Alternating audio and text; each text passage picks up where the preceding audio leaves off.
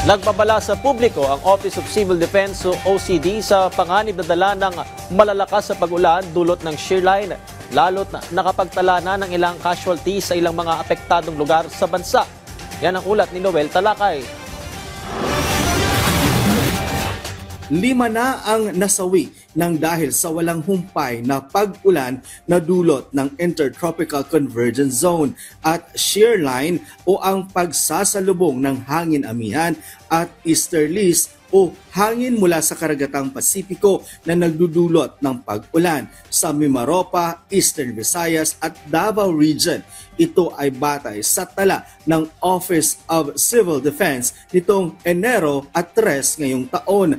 Nakapagtala rin ng 20 individual na nasaktan at 2 naman ang nawawala. Mahigit 1,000 bahay naman ang naitalang nasira sa mga rehiyon ng Eastern Visayas at Davao Region, kung saan mahigit 300 dito ay totally damaged at mahigit 600 naman ang partially damaged. Mahigit 436,000 naman ang mga apektadong pamilya sa Cagayan Valley, Calabarzon, Mimaropa, Bicol, Eastern Visayas at Davao Region. Ayon sa monitoring ng OCD, aabot naman sa mahigit 2,000 pamilya ang pansamantalang naninirahan sa 29 na mga evacuation centers, habang nasa mahigit 1,000 naman ang piniling hindi manatili sa mga evacuation centers.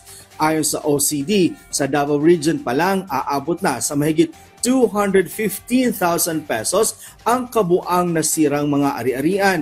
Ayon kay OCD Undersecretary Ariel Nepomuceno, mahalaga ang pagmomonitor ng mga pagbaha at masamang epekto nito sa tao at mga ari-arian para maaksyonan ito at mapigilan ang mga karagdagang pagkasawi ng tao. Dagdag pa niya, hindi dapat maliitin o baliwalain ng publiko ang mga ganitong uri ng lagay ng panahon dahil maaari itong magdulot ng baha, pagkasira ng ari-arian, landslide at pagkasawi. Hinikayat naman ng OCD ang mga lokal na pamahalaan na lagi maging handa kapag may banta ng sama ng panahon.